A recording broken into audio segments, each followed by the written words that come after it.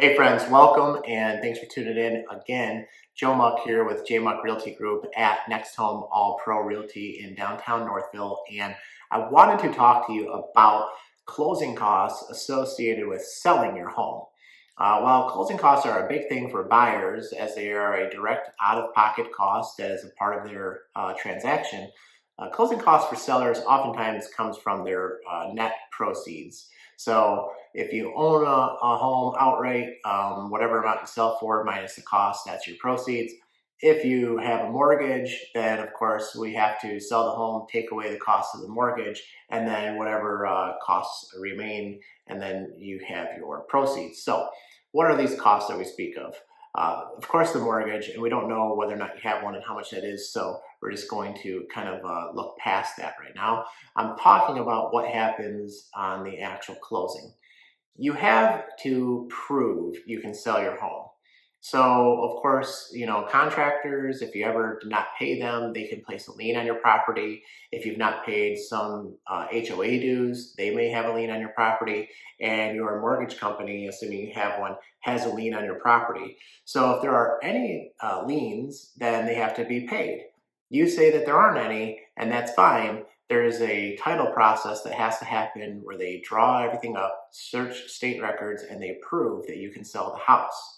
That has its own fee. It's comes directly from the state of Michigan, and that number is not going to vary no matter whether you use a title company, a lawyer, or anybody else that's certified in doing title work, if there is anybody else. And that amount gets paid no matter what. Along with that, you have a transfer tax, and that amount is also derived from the state based as a percentage of your sale price, and also cannot change no matter what. So the things that can change in there would be how much the person or company charges to do the title work and their processing fee. And then, of course, you have potentially real estate commissions. If you're using a licensed agent or realtor to sell your house, then there is some form of commission being paid to the broker that listed the home. That broker is likely splitting that commission with a buyer's agent.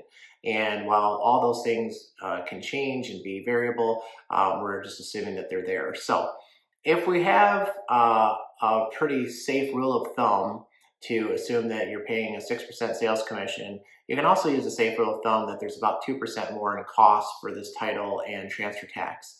It's not exactly that number, but if you're just trying to get a base calculation before you even get started, you could make that assumption. So you're selling a $100,000 property, you're going to have $8,000 in costs to sell the property.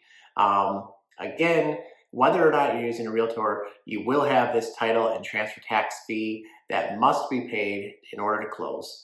If there are any extending liens, such as those HOA liens, you haven't paid your property taxes, you haven't paid water bills, all of those things can come out as well.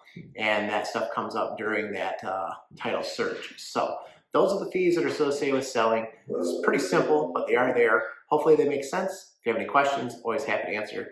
Thanks for checking us out. Please feel free to like, share, and subscribe, and let me know if you have any questions.